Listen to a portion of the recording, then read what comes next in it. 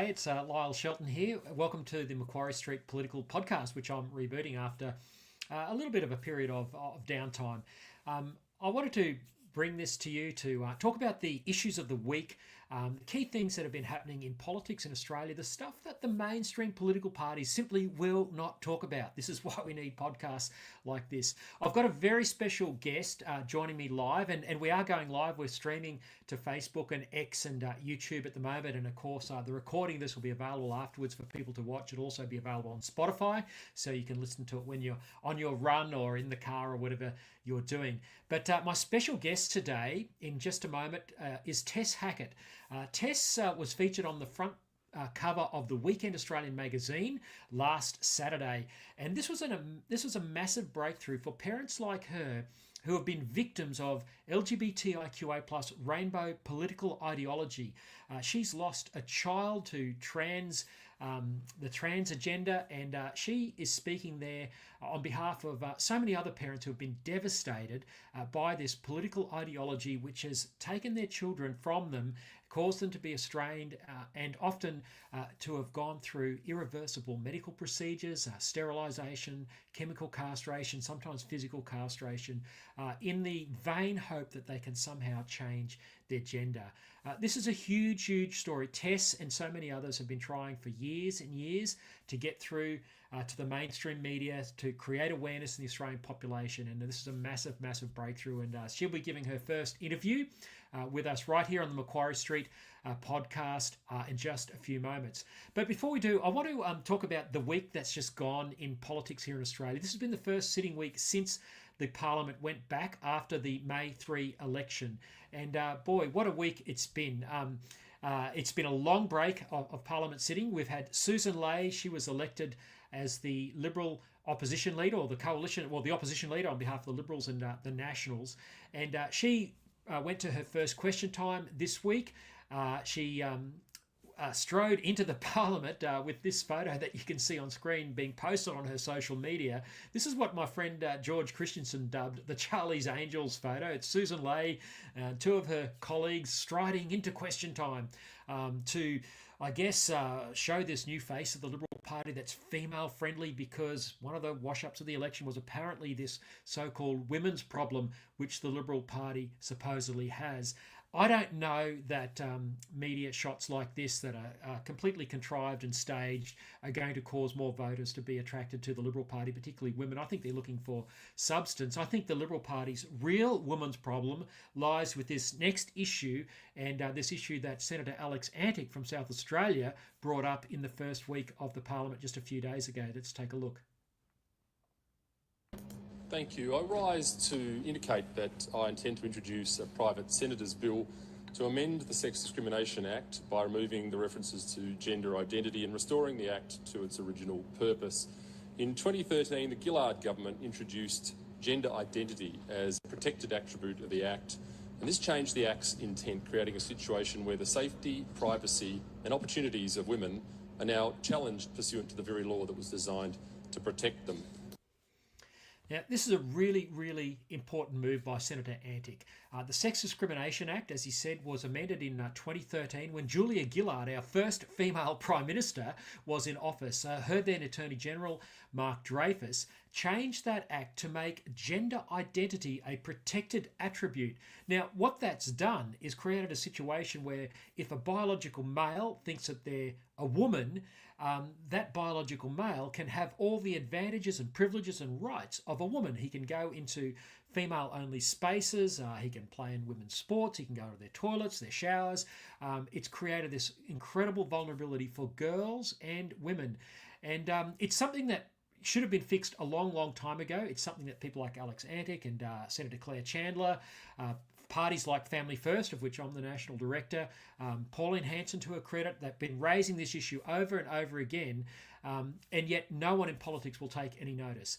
Now, if Susan Ley was serious about fixing the Liberal Party's women's problem, she would get behind Senator Alex Antic and fix the Sex Discrimination Act to restore the definition of woman so that women and girls can once again be protected from biological males who think they're women. So kudos to Senator Alex Antic. I'm not holding my breath that Susan Ley will get behind this private senators bill. This should not be a private senators bill. It should be a coalition bill with the Liberals and the Nationals right behind it. And if Labor really cared about girls and women, they would get behind it as well. But so enthralled are both sides of politics with the trans, LGBTIQA plus, gender fluid ideology. They just don't have the courage to stand up to that political movement. Now, the other big thing that happened this week in Parliament from the government's point of view was they introduced their legislation that they promised during the election campaign to cut students' HECS debts by 20%.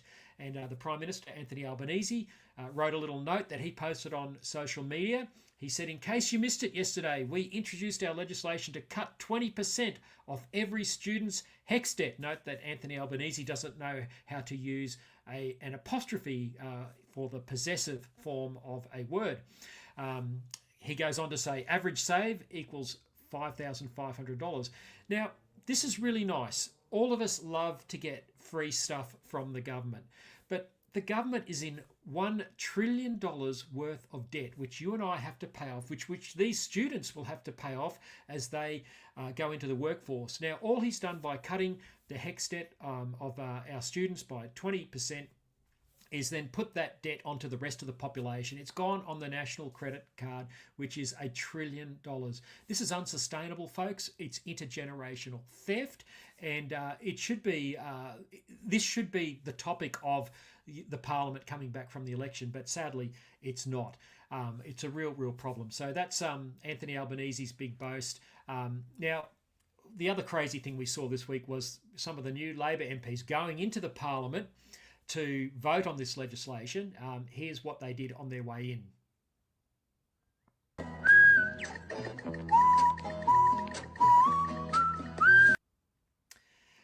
Folks, we're governed by fools.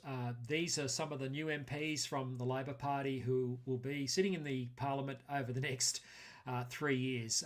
We're in for a heck of a ride. And look, my prediction, I'm going to make a prediction about the Albanese government. I think their first term was showed them to be the worst government probably in Australia's history. I think even worse than Whitlam's government. They had the disastrous voice referendum. Government spending's out of control. Inflation was out of control. They're doubling down on the whole net zero thing, which I'll talk about in a moment.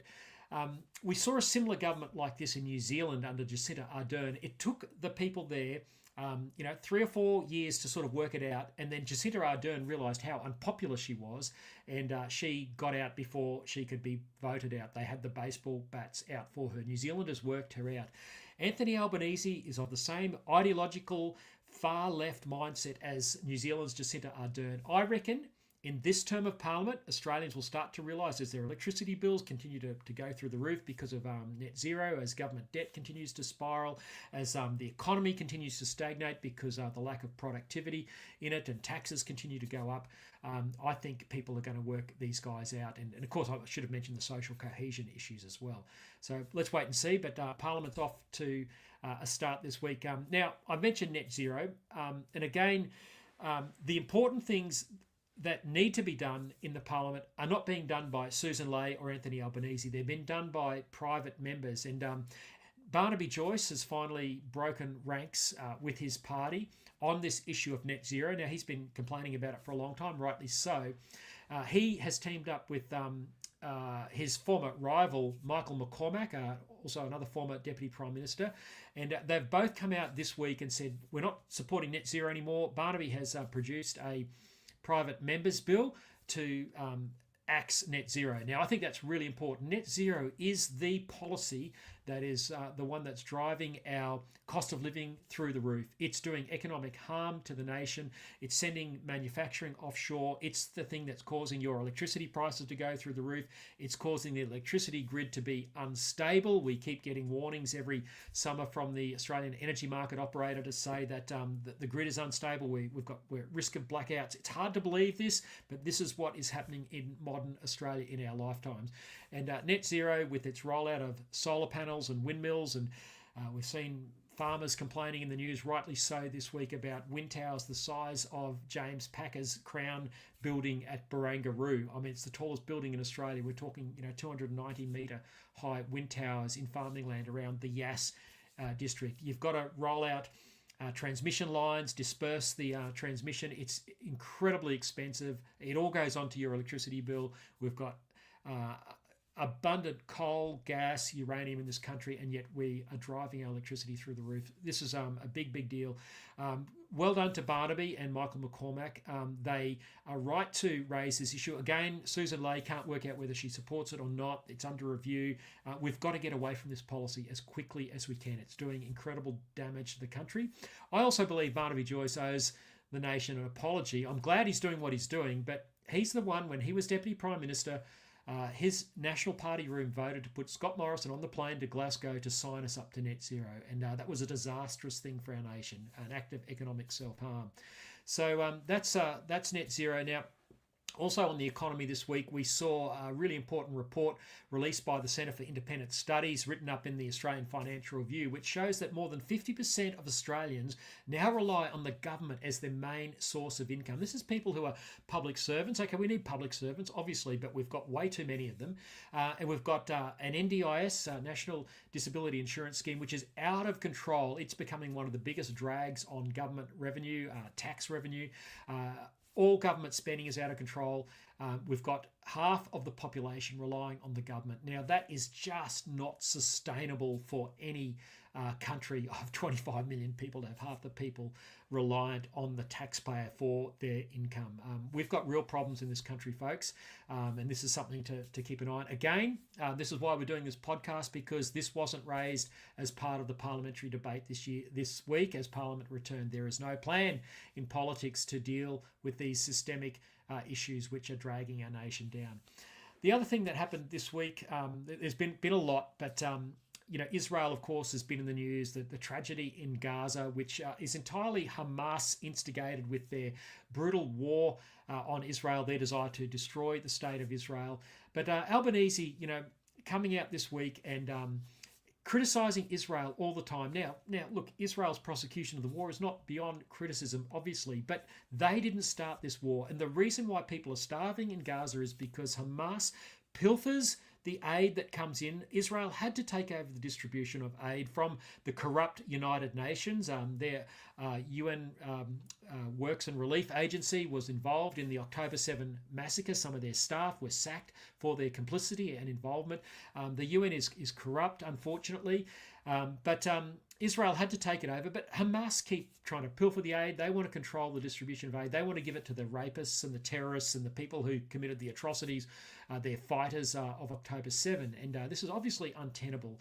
And so Albanese, instead of criticising Hamas, puts the pressure on Israel. And I must say, I was ashamed to be an Australian this week because Hamas came out and praised the Albanese government for its foreign policy. Now, when you've got a bloody terrorist organisation praising your foreign policy, you need to have a good look in the mirror. And this was a very dark day for Australia. One other thing before I bring in Tess Hackett, the issue of human rights for unborn children is a really, really important issue. And this week, Joanna Howe, who is a terrific pro-life advocate, law professor at Adelaide University, you might have seen her work on social media, her advocacy. She's been just highlighting again an issue which has been around for a while, and that's of a baby bonus being paid to women who make a tragic decision to abort late-term babies. Like every abortion, whatever stage of gestation is, of course, a tragedy. But women from who abort their babies from 20 weeks plus, it's a very late stage of gestation. A baby was born in the US yesterday at 21 weeks, the youngest to survive at that stage of gestation prematurely. But from 20 weeks, women are eligible for a stillborn baby payment, essentially like a baby bonus for women who suffer a genuine tragedy. Now, of course, aborting your baby at that stage is, of course, a tragedy as well. But there's a payment for an abortion of a baby post 20 weeks gestation. And Joanna Howe is highlighting that again this week in her social media. She helped bring this to public attention back last December. This headline from the Adelaide Advertiser, 4,200 to abort a baby. This is real, folks. This is, again, where our taxpayers' money is going to. You won't hear this being discussed in Parliament this week as the politicians went back. So this is why, again, we've got to have alternative media and get this message out. Well, that's the wrap of the news this week. A lot of stuff happening. You can read more in depth on the Family First Party website, familyfirstparty.org.au. We've blogged about most of these issues, so go there and have a look at more in depth information there. It's so important that we stay engaged and up to date. Well, it's a real privilege now to bring in Tess Hackett from Western Australia. Tess is a courageous mum. She's a parent who's been a victim of LGBTIQA plus gender fluid ideology, and she's going to join us now and tell us her story. Tess, welcome to the Macquarie Street Political Podcast. Hi, thank you very much for having me. Tess, you caught my attention this week when your photo was on the front page of the Weekend Australians magazine, and a big in-depth feature article about your family's story and so many other families who have been impacted by this ideology. When I saw that cover photo, my heart leapt, because I know a little bit about how difficult it's been for people like yourself to get your story out into the mainstream. How did it feel to finally see this, getting the public attention it deserves? Well, I mean, it was a bit of a shock. I didn't know I was going to be on the cover. I knew I was going to be in the article, but not the cover. So that was a big surprise. But vindicated, I think, is the best word. We've been fighting to be heard for such a long time now. It's heading up to 10 years. I hear story after story after story of the most horrific events, that are happening to parents all around Australia, and nobody wants to hear. We've spoken to different politicians and things. We've been to federal parliament and spoken. Let's come back to the politicians in a moment. For those who haven't seen the article, just tell us briefly your story and your family's impact on this, and how you've lost a child, essentially. Well, unfortunately, my daughter was harmed. An activist teacher was teaching the safe schools type, pretty revolting content. It led to her being sexually assaulted.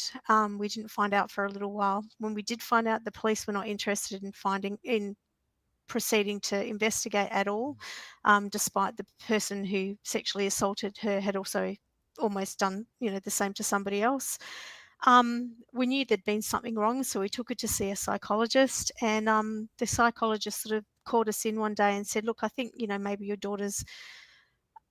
child is a male trapped in a female body. So this was, sort of early 2016.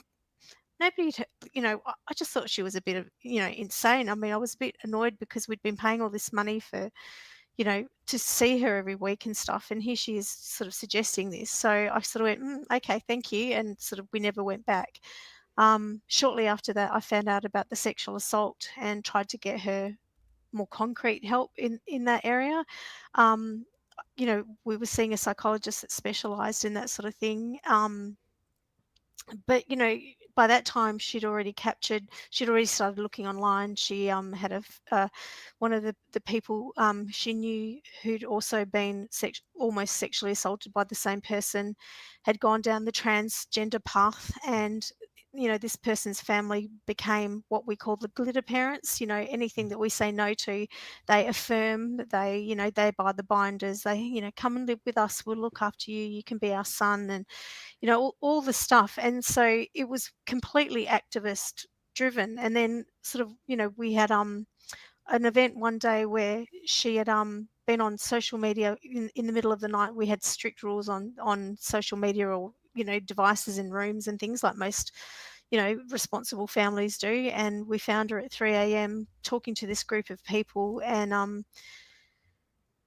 she'd broken all the rules. And I said, well, this is it, you've broken the rule, do it again, and we're gonna take your devices off you for a period of time. So next night, similar story. And I said, well, that's it, taking away your mobile and things. You can still have it when you're going, on public transport and stuff, but at home, you've lost it. So, I mean, back in 2016, people still had home phones, and, so it wasn't like she was isolated or anything. It was just that she didn't have her own device, which, I've come to learn is considered to be pretty abusive, a move for a parent to do to their child, even nothing to do with the transgender stuff. But, yeah, she sort of, did an SOS for help, and shortly after, a couple of days later, we had somebody come to the door, posing as child protection. Came in, my daughter let this person in the house and he said, I'm here to take your son, and I've got a younger son, so, I'm like, what do you mean? And he sort of said, well, he's in danger. And, again, concerned mum, what do you mean he's in Yeah. danger? So yeah, long story So, short, we so, so worked they out that took it your was child that night. Is that right? This person no, came to your no, door? no, No. no. I managed to fight him off. I Mm. rang the police. They didn't want to know. They didn't want to help. This person called the police. I managed to get him between them and shoved him out the front door and locked him out of the house and So called you my husband. physically had to push him out the door. It was a physical And altercation. Yeah, where he was he tried to. from? Was he from a government agency? He was from a lobby group called Trans Folk. Uh, so, So, so what authority did he have to come to your home to well, say that nothing. he'd He come to he take your son?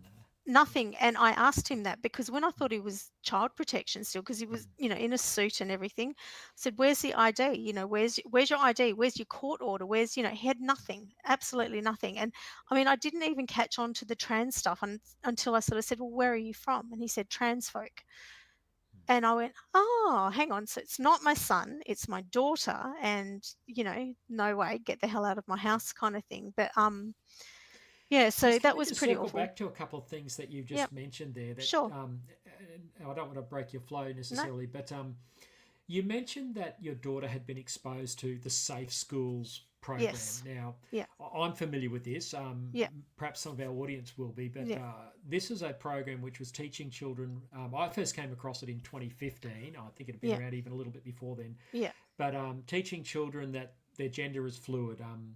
Uh, and there was a bunch of curriculum. A group called Minus 18 helped Yes. develop it. It was put out even under the Abbott government. I don't think they really knew what was going on, but Yeah. it was done under their auspices. So your child was Yes. exposed to Safe Schools, which taught them that their Yeah. gender was fluid. It was unofficial through the school, but it taught them. I mean, this activist teacher was really encouraging the kids, even at a very young age, sort of thing, young teens to experiment sexually, to, go and, try things out on the weekend, and they'd come back to school apparently and talk about it and things like this. So, um, you know, or- I mean, I knew before all of this sort of came to a head that there was something weird, there was weirdness going on, because my daughter would come out with things like, it's not STDs anymore, it's STIs. Mm. And you're like, well, what's the difference? And, oh, well, they're not diseases, just because you've got something, you just go and get, a pill or a potion or, whatever, and you'll be fine. And you kind of go, yeah, but what about all the different things that are, antibiotic resistant? And, and she didn't have an answer for that sort of thing. So, yeah, yeah. So unfortunately, when the sexual assault occurred, this teacher was the first one that she went to and told, and he told her to get over it. He said that put it down to life experience. So Yep. despite the fact that he was, mandatory reporting person, he failed completely to report. And later, when I found out accidentally, she'd let him know he was friends with all the kids on Facebook and things like this. So he'd crossed so many lines of Yep. professionalism; it was insane. But yeah, he chuffed off, so he's gone overseas. So we can't sort of do anything about it. So when did your daughter then actually make a Yeah, transition then from being what yeah. female to So something that she's obviously not she biologically? made a declaration that she was a lesbian first, and Mm. so this was probably about July, August of 2016, and I was kind of surprised. Like I'd had some friends that were lesbians, it kind of didn't particularly worry me at all really. But the surprise was that she hadn't talked about any girls or anything. She'd been the sort of little girl who, even as a young little girl, had always had, boyfriends and things like this. So had always had interest in boys. So it was kind of surprising. And I sort of said, oh, so, who is it, And she actually named the person who was the male transitioning to female. Mm. Which I sort of said, well, just because this person wants to be known by a girl's name doesn't mean that he's actually a girl. I mean, and I couldn't get my head around that either. And neither could she, surprisingly. She, when she first came to me with that, she said, I don't know why he wants me to call him a girl's name. And I was like, oh, can't give you an answer either, sort of thing. So then it was just a couple, or maybe a month later, she sort of actually, and it's during dinner time while, everything's happening and stuff. She came up and sort of went, I think I'm a male trapped in a female body. I'm trans. And, I mean, I hadn't really even heard the term How really. did you feel when she was describing this to you? This is your own daughter. How did that make you feel as a mum, and your husband as well? How did you Yeah. both respond and deal with Well, this? well, shock, like really, I didn't know what to say. I thought she meant intersex, as in a sexual development disorder, which is why I actually never include the I in the alphabet soup, because they've got a birth defect. And, for me, That's a I good think point. whatever they need to do to get through life, they Mm. need to do that. There should be no shame. And I mean, I have actually in my journey met a couple who are true Yeah, intersex cases, and they want nothing to do yeah, with this. They're horrified, yeah. So I Yeah, tried to explain to mm, her, a bit of basic biology. And I mean, I've worked in hospital situations mm. and stuff, I know biology. And um and I sort of tried to explain, and she said, no, you don't know anything. That's old biology. Mm. I'm like, what on earth is like old biology, when it comes to, basic biological sex? I don't understand. So it was at that point that I sort of thought, I really don't know what to say here. I'd gone off and Googled. I was trying not to panic or show any sort of anything sort of thing, just be neutral, be calm, Yeah. but there was nothing really to Google. So I took her to our doctor, who said, look, I think she needs to go to the gender clinic. He promoted the gender clinic as being somewhere where they do lots of investigation and that sort of thing. So again, So where was the gender clinic in Perth then? Was that at one at, of the at public the children's hospitals? Or hospital, at the at children's the, hospital? the main Yeah, children's hospital. yeah. Mm. So again, with that intersex, sexual development disorder idea, I sort of thought the gender clinic would do blood tests and scans and Yeah. I don't know. I still didn't understand that. Did you go with your daughter to these Oh appointments yeah. at the gender clinic? Yeah. So he did a referral. It took 3 months. Mm. So they closed down for a big period over Christmas and stuff. But that's when the activists all happened and all of this sort of stuff, and the police got involved, and that was a Yeah. whole circus. So when Right. we actually went to the first letter we got from the gender clinic concerned me, because it was already in this new fake name, that I considered a fake name that my daughter had, and it was, your son and all this sort of stuff. And I'm thinking, how can you be saying this? I mean, you think about it, public hospital systems, I mean, why aren't they using the Medicare name? Like this Yeah. person in real life doesn't even How old was your exist. daughter at that stage, Tess? How old was she? So by the time we'd got to the gender clinic, she just turned 17 because of the Just turned, waiting so period and still a stuff. minor. Yeah. Still a Well, minor. except Yeah. that you're not a minor these days in anyone's books, and Well, until yeah, yeah. yeah, Over 16, I think children yeah, are allowed to. I mean, they're yeah, still a minor yeah. technically, but they're allowed to make their own medical decisions, as I That's the understand it. thing that I learnt with the Yeah. trans stuff. There's nothing. So I used to work in a hospital. I'd done theatre bookings and admissions and things. Nothing about this gender ideology was Yeah. anything to do with anything like normal hospital practice. So, how were you made to feel as a parent by the doctors, the Yeah. health practitioners at the gender clinic? How did they make you feel? Like garbage. I can't stress that enough. Yeah, I mean, it was already even before that. The social workers at the hospital, when the activists came, you're dead naming. I hadn't heard of the name of the term. I'm like, what's dead naming? Calling your child her birth name is dead naming. You're abusive. Why am I abusive? Because you're dead naming and you're misgendering. I compared gender ideology to anorexia. And because I sort of saw that as very similar concepts, something that you think you are, but obviously you're not. You can't, you don't go offering, anorexics diet pills and gastric banding. So why would you go kind of along with this? It was insanity, and I knew that there was issues. So from then, I was super cautious with the gender clinic. And so the first appointment was with a clinic nurse. So there was my daughter and I and this clinic nurse who completely, oh, welcome, use your son all the time, the Mm. new name and everything. She gave my daughter a consent form. I didn't realize it was a consent form. Went through like the most surface level side effects, things like oh, well, your red blood cell count might go up, but, Mm. that's okay. Just donate blood every month and you'll be fine. And I'm Mm. sort of thinking, knowing a little bit about human biology, hang on a minute, high blood cells can mean liver damage and stuff, but Mm. they didn't talk about any of that sort of thing. So Tess, what did they prescribe your daughter then? What was the So, process that of yeah. transition that they offered So her as that a first 17-year-old? that first appointment, before we even saw the psychiatrist, the endocrinologist, anyone, it was just a clinic nurse. She sort of, and this was the worst bit, that you're trying to keep your child on side, and she looked over at me and she said, so what about if we start your son on puberty blockers today?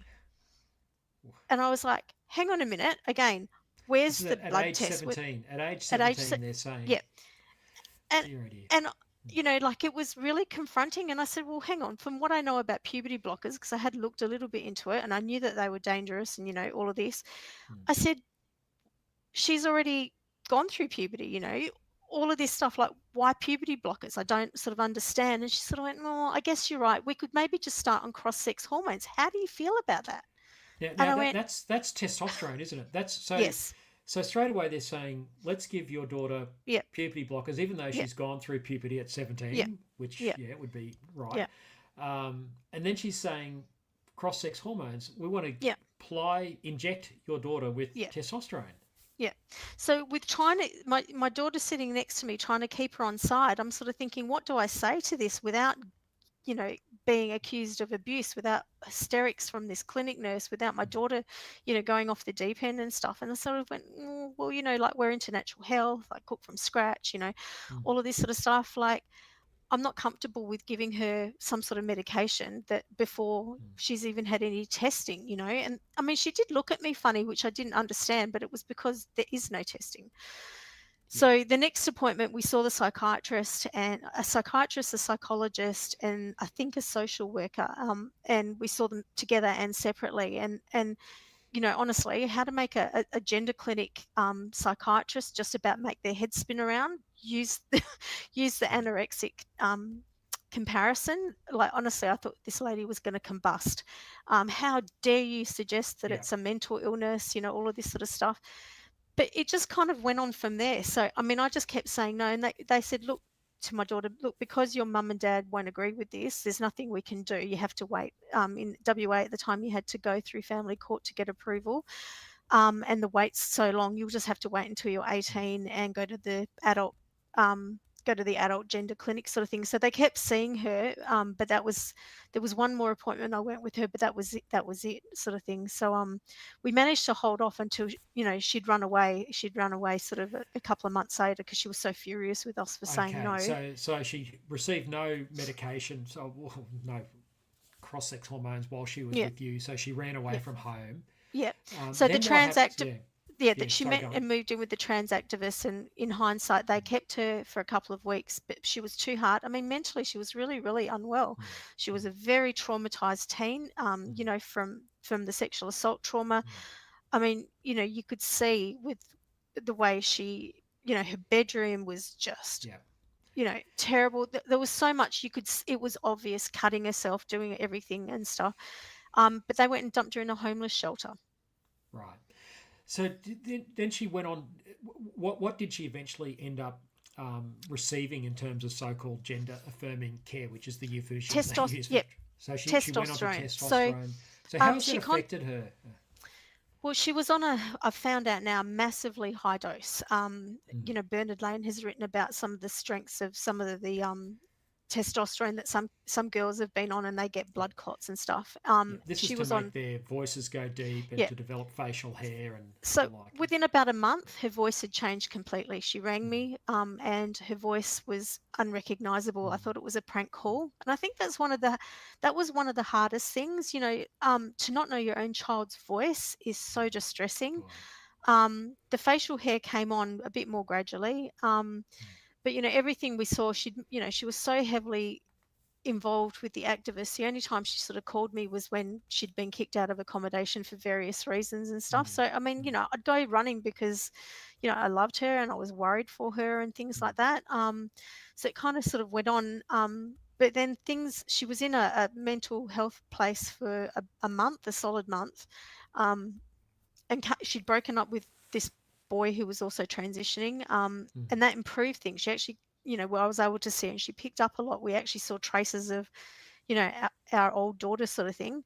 But then after she checked out, she got back with this boy, and that was it. Did your daughter end up, going through any surgical procedures? Yes, yep.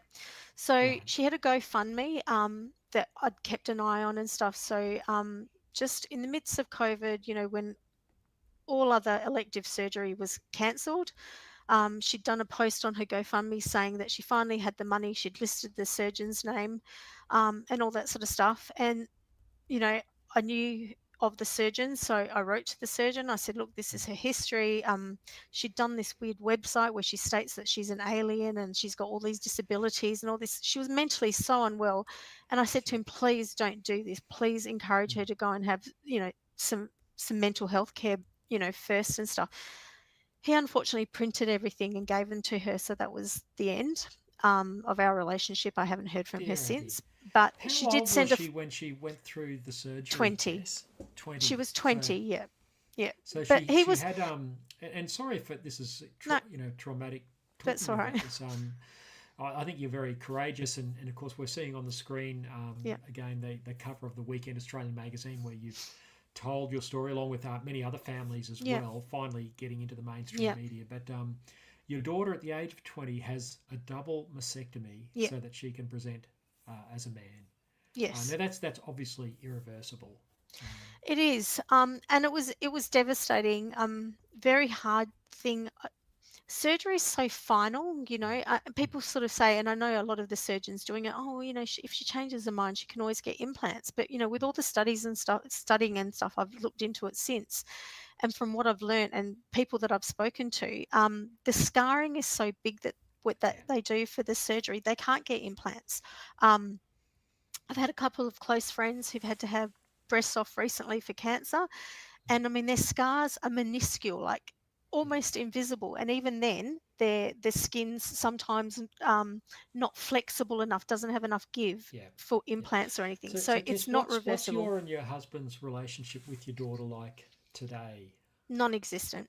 Right. Yeah, So you have lost a child essentially. Now let's completely. hope and pray for Yeah, a reconciliation. But this yeah, has had and for those a number of people have been joining us throughout this live stream. yeah, But you mentioned earlier as we started this discussion that your daughter obviously had a terrible sexual assault. So there was trauma in her world. yeah, She was exposed to the safe schools, yeah, so-called safe schools program in her school, which teaches yeah, children about LGBTI or LGBT issues and gender fluidity. Yeah. yeah. So there's a clear pathway through this, and then the gender clinics have offered this gender affirming care, Yes, a euphemism for mutilating a young woman's yeah. body. I mean, Yeah. the thing is that, I started looking into safe schools. We held a protest rally with a friend in Melbourne who had a son who'd been shown an anal sex video in class. I don't know if you're allowed to say that on a live, but anyway, he did at 12 years old, and it Yeah. affected him so badly. So we held a protest. We met a lot of people. I started a Yeah. parent support group for parents like me. Yeah. I've spoken to hundreds, if not probably thousands now, of parents literally all Yeah. over the world. Yeah. We've got a solid group in Australia, and that the stories that come out of their kids with, actual disabilities where their mental capacity is much lower than their physical age, being able to make these decisions. And I mean, how can they understand the consequences, They can't. Yeah. And then we've got this whole new lot now who are also coming out as trans disabled. You talked about NDIS and stuff. We've got kids who are being given electric wheelchairs and things when before their trans declaration there was absolutely Yeah. nothing wrong with them. So NDIS support to keep them clean yeah. their houses and do Yeah. all this sort of So stuff. And Tess, you've become someone who has become a resource for hundreds of parents like you throughout Australia yeah, and even overseas. And yeah, I was at an event last night here in Sydney with Kiralee Smith from Binary, yes, Jude, yeah, who's one of the other parents like yourself who yeah, has lost a child to trans yeah. ideology. What has been the response from the politicians to parents like yourself? I know you've done a lot of lobbying, and this has been a 10-year journey for you. Yeah, it has. And we're only just starting to see it break through into the Yeah. mainstream media Yeah. as of last weekend. I mean, it's so frustrating. Yeah. Where are the politicians on this? WA Liberals are pretty good. As a whole, federal and state, we've spoken a lot to them and they've been receptive, which has been wonderful. There was a group of 4 mums, myself included, who managed to go to federal parliament at the end of, I think it was 2022 or 2023, I can't remember now, but we spoke to about 17 different politicians. Peter Dutton was one of them, Pauline Hanson, Malcolm Roberts, Gerard Rennick. We met one those Labor guys have been terrific. Yeah, Pauline they Hanson have. moved a number of motions in the Senate, which I have to say, and I take your point about the WA Liberals. Libby Mettam, the former opposition leader, we've become good friends. She was the first politician in Australia to say that she was going to ban puberty blockers. That was electrifying. That was from a chance meeting with her, and I take chance meetings wherever. It's the scariest thing for me. I'm not someone who thrives on attention or seeking people out, and yet I just take the bull by the horns now. And it was a chance meeting, and I said, I'd really like to talk to you about this, and she listened, which was incredible. Well, you made history by that chance meeting, because no other leader of a political party has said it's such a shame she's no longer in that position. I know, I'm devastated. But Pauline Hanson has been terrific. She's she has amazing. moved a number of Senate motions or motions for inquiries into what the gender clinics are doing. And look, I have to say, other Liberals voted this down. People like Simon Birmingham and Andrew Bragg and Maria Kokocevic. I have butchered her name. It's a difficult name. Well, but Andrew, the Liberals, they're the ones who've been voting it down, along with many Labor, of course. There are reasons. So I spoke to one politician. I'm not going to mention names because I don't know if I should, but one particular politician who has voted against it, I've met with him sort of nearly 3-4 months ago now, and he explained why he's actually on our side, but it's something to do, and I'm not a politician, so I don't really understand. It's something to do with, because Labor's in power and there's, the Greens are around, and, Labor and Greens have got this in their policy documents and stuff. They have, that what Pauline's proposing isn't going to work for a decent inquiry, and so that's why he keeps voting against it. I don't buy that, Tess. Look, I've been around politics a long time as well. I don't know. I just think that's a lame excuse. Now, please don't get me wrong. I think good on you for engaging these guys, and you've got to build a relationship. But saying that, this particular politician was probably the most educated. You could tell, you can tell now when someone knows what that they're talking about, and he was the most probably educated we need to one see on some this. courage on the floor of the Parliament. Courage courage is the big thing. Pauline promised us that she would do this when we met her in Parliament. So that was, we had some horrific stories. We met with Andrew Bragg. He was against. He's another one who he's voted against these inquiries, and he was totally against it because he said it would split the floor, and he didn't want that to happen. I mean, but we had a mum whose son had gone and had his penis removed here in Australia after 3 months of a trans declaration, and he was so ignorant to it that he sort of said, well, is that type of surgery reversible? And you kind of go, well, how could it be reversible? What an ignorant look. I'm sorry. I probably shouldn't say that. I'm happy to be proven wrong. No, you're absolutely right. Look, I'm on the warpath against these so-called moderate Liberals. I mean, it was very distressing during the federal election campaign. Even when the UK Supreme Court came out and defined a woman, and Peter Dutton squibbed it. You had he was a like massive Dave disappointment. Sharma and I think even Andrew Bragg himself saying, no, we're not going to change the Sex Discrimination Act. I mentioned that at the start of the show. Alex Antic is now putting up a private senator's bill to change the sex discrimination, but he's wonderful. And but again, Susan Ley is not behind it, and she's I'll not. bet London to a brick that she won't support it, and this will just die on the notice paper. She's someone that I have spoken to. Yeah, I have spoken to Susan a couple of times, and some of my colleagues, friends and stuff who are into this as well have spoken to her, and she just went, well, that's not a federal issue.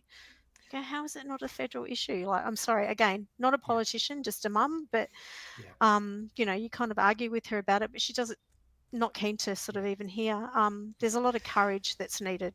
Well, I think you've shown incredible courage, Tess, and I've Thank seen you. Jude speak. Yeah, she's Your story, amazing too. Jude's, and many others are Yeah. written up in a book called Devastated by my Yes. good friend Kiralee Smith of the Yeah. Binary organisation. And Yeah. I'd encourage everyone to go to the Binary website and buy a copy Yeah. of that book. It's around about Yeah. $30, $35. Yeah. Your story's in there. Yeah. Your story is also in the Weekend Australian Yeah. magazine from last weekend. Yeah. But Tess, how important was it for you after a decade of lobbying, trying to Yeah. get politicians to take this seriously, trying to get the media to Yeah. actually see this being given the dignity that it deserves? It was incredible. And I've had so many emails and stuff. I've been inundated with emails. I've been inundated with medical professionals, and I'm not going to go into details because I'm not going to out anyone, but significant medical professionals say, this is the most horrific, thing. This whole dive into the ROGD phenomenon is so wrong. I mean, it was amazing. Vindicated. I mean, I've lost friends, I've lost extended family, I've lost in-laws, I've lost, so many people. And I mean, all of the parents have, anyone standing up against this has. But you do make new friends. There is light at the end of the tunnel. Life does go on somehow. I'm not really sure how. It just, but it's a daily choice to have a little bit of courage. And courage breeds courage. And so, That's right. if you say something, it's amazing how many people all of a sudden will go, well, actually, I saw this, so yeah. Tess, since that article appeared last weekend, has there been any other media following this up with you? I mean, normally a big story like that would generate even more media. No. See, that's extra. That to me says there's still a media blackout on this issue. I mean, I've had what's it called? Spotlight show was going to do Channel 7. Yes, they did a good report of this a while ago. Yeah. So they didn't want to include my story at the time because it was so complex that they wanted to do, with a couple of other parents and stuff like that. But that just sort of fizzled out. I mean, over the 9.5, I've been interviewed for, I think, the Herald Sun. I've been interviewed for other papers before, but it just fizzles out. I mean, even this interview, it took a long time. It started in January. I don't hold my breath. I kind of go, okay, well, it's not happening now, so I'll keep going and keep trying. And then all of a sudden it was like, well, there it is. So, Well, very, Tess, very grateful. The good news is this issue is slowly, starting to turn. And Yes. you and I were discussing off air some news that broke yesterday from New Zealand, and we might even have a screen grab of that. But the New Zealand government is now banning biological males from competing in women's sport in New Zealand and going to the Olympics. And Winston Peters, who you can see on the screen there, he's from a minor party called New Zealand First. He's in coalition with the Nationals, but he's been terrific on this issue. He's on a war against the woke agenda, and so he's forced the sports minister to back down. Now, this is a big breakthrough because here in Australia, we couldn't even get Scott Morrison's government, let alone Anthony Albanese's, to do the right thing by women's sport. No. So, how does this make you feel when you see a headline like that? It's amazing. I mean, it's sad. I mean, like we've watched. I mean, over the last couple of years, we had the WPATH files came out, and we sort of thought, this is great. It shows the perversion and stuff, and it was nothing. I know what that is. I know what WPATH is. Sorry, it's a World Professional Organisation for Transgender Health. So the WPATH broke with whistleblowers talking about how, I mean, the latest one includes, castration kink and all of this sort of stuff as a way to care for people that are identifying. These are the so-called medical standards that are informing our guidelines for gender affirmation care here in Australia. And this is Michelle what Telfer at the Royal Children's Hospital in Melbourne, she follows these WPATH guidelines, which have been completely shown to be generated by political activists, not by medical people, and yet this is what's informing the way that children like your daughter have been treated here in Australia. It's and the parents, because this is the thing. I mean, parents get accused of abuse, and so there's court cases and things. They lose custody of their children, their other children and things. There's so much that impacts of the fact that we get called abusive for asking for a second opinion. And I mean, the Australian Standard actually state on one of the pages that that it was a matter of opinion, and it's not based on scientific fact. It's a matter of opinion, and that's how it's all written stuff. I mean, that's in there in the standards. But Well, let's just talk about those Australian yeah, standards, Tess, yeah, because earlier this year, the Health Minister, Mark Butler, just before the federal yeah, election, announced that yeah, there would be a review of these Australian yeah, standards. And again, I think brought on by this gender clinic in Cairns in Queensland yeah, that was found to be prescribing cross-sex hormones to yes, children, to minors, without parental consent. It's a yes, big scandal. The Queensland government yes, sort of has put a pause on a temporary yeah, ban on puberty blockers under yeah. Tim Nicholls, the health minister, and then Mark Butler was sort of embarrassed into, well, let's have a review. But he's slow walking it, isn't it? It's not going to report Look, until 2027. for 5 minutes, the people in the know fighting this were excited for about 5 minutes, until you start looking and you sort of transcend Health Australia, all of those sort of groups were celebrating, saying they'd been contacting Mark Butler about wait times. And so you kind of go, well, hang on, this isn't an inquiry for us. This is an inquiry to get more kids onto blockers. I mean, we had approached Mark Butler, we had approached the previous health minister, we had approached again, I better not say names, but one of the medical people in federal parliament and things like that, who sort of promised an inquiry back in 2022. Never happened. They don't care. They don't care. And I mean, Well, look at it's what's happened in disgraceful. Queensland.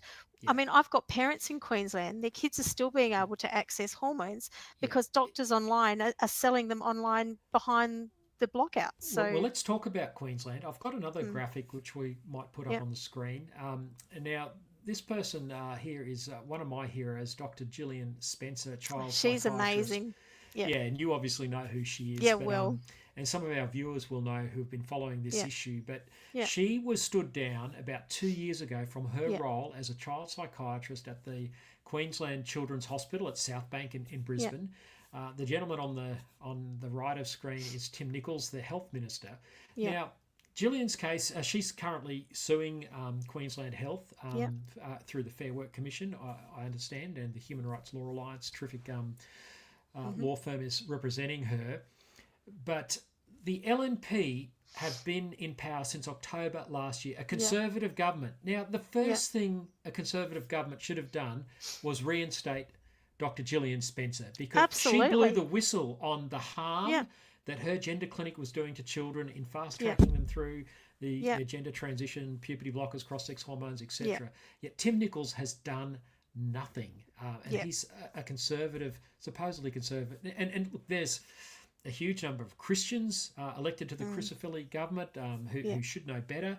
I just don't understand why there's no agitation. And I don't that little know. brochure on screen is a Protecting Children in Gender Medicine Yeah, seminar to be held next Wednesday, the 30th of July at 6 p.m. at Hope Centre, yeah, 35 Thompson Street, Bowen Hills. I actually used to go to church at Hope Centre when I lived in Brisbane. I know the facility well. I'm glad the church is hosting that.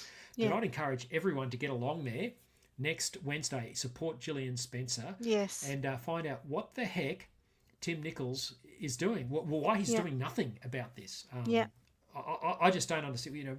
If only, he'd pick up the phone and talk to Libby Mettam. Yes, that's right. Well, I mean, interestingly, with Libby Medham, her primary vote for her own electorate was something like 70%. Right. We handed out how to vote cards and stuff for the Liberals That's for huge. So, election so, so state. this wasn't a vote loser for her. No, She spoke. She made national headlines saying she was yeah, going to ban puberty blockers, yeah, protect children when she was WA yeah, opposition leader, yeah, and she had a 70% primary vote. Most yeah, politicians something like would that. kill for that. That's Yeah, unbelievable.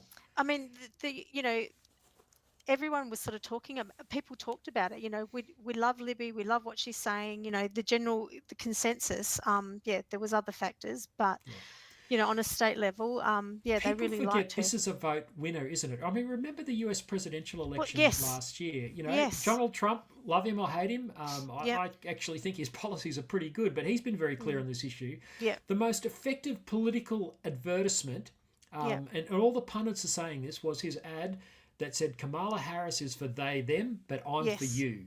yeah, That was the killer ad, which won him those swing states, yeah, helped get him the popular vote. Kamala Harris was all in for the yeah, trans lobby. Trump said, no, we're going to do males and females. Yeah. And he's made good on that. And he's doing it, yeah. He's doing it. And yet our politicians here are doing nothing. And it's, some of them plead ignorance, and yet, I mean, I know hundreds of people around Australia who did a massive letter writing campaign to the Liberals to say, here's your chance. It's there on a platter for you. You've got, all of this information.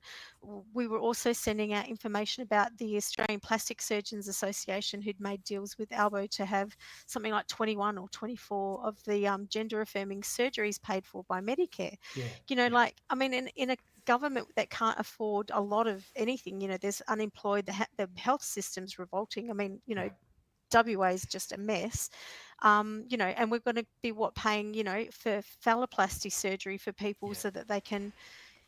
No, this is not, and certainly shouldn't be paying for children or for anyone. Tess, our time is pretty much up. I really appreciate you sharing so honestly. It's been very raw, your own personal experience. To share on a podcast like this, which is going to live on the internet, and people can, I hope they'll watch it. And but I hope it just plays a part also in helping elevate your story and those of hundreds of other Australian parents whose lives have been devastated, whose families have been torn apart by rainbow political ideology. This has been and I mean, there's so many parents that just can't speak out because of court cases, because of, they've got younger siblings that they're scared will be taken away and things like that. And that's why the ones of us that do speak out we represent everyone. Like we've got an army of parents behind us, supporting us, because they just can't speak. Well, Tess, keep speaking out. Thank you so much for joining us Thanks today for having on Macquarie Street. It's been a real joy and a pleasure. And I just trust this is just the beginning. And I hope and pray there'll be a reconciliation for your family and for Jude's family, who I met last night, and so many others. So thanks again for your time. Thank you. Before we go, I just want to mention the Family First Party conference coming up on the 5th and 6th of September this coming September. We're going to be discussing this issue that we've been talking about with Tess today. We've got Rachel Wong from Women's Forum Australia coming to speak. She's been on the forefront of the girls' and women's rights movement when it comes to pushing back on the rainbow political ideology. We're going to be talking about energy policy. We've got Jared Holland from the Page Research Centre. He will completely debunk the idea that net zero is something that is of any good to our nation. We've got Professor Ian Plimer, who's been a skeptic of so-called climate change ideology. He's a geologist. He is brilliant. We've got Family First's own Roseanne Masters, who's a passionate pro-life person. She's going to be talking about human rights for unborn babies. We've got so many speakers. Bella de Brera from the Institute of Public Affairs talking about education, how they are brainwashing your children from early childhood right through to university. We've got the speakers talking about the issues which the political parties will not talk about. So please encourage you to register. Early bird registrations close at the end of July. Go to familyfirstparty.org.au. Have a look under Get Involved. Look for the events tab in the drop-down menu there. You'll see information about the conference. Well, thank you so much for being part of today's podcast. This is something we're looking to do weekly to get going again, and I'll have more information about it. But it's been a pleasure having your company, and of course an absolute privilege having Tess Hackett with us. Until next week, keep speaking up. God bless.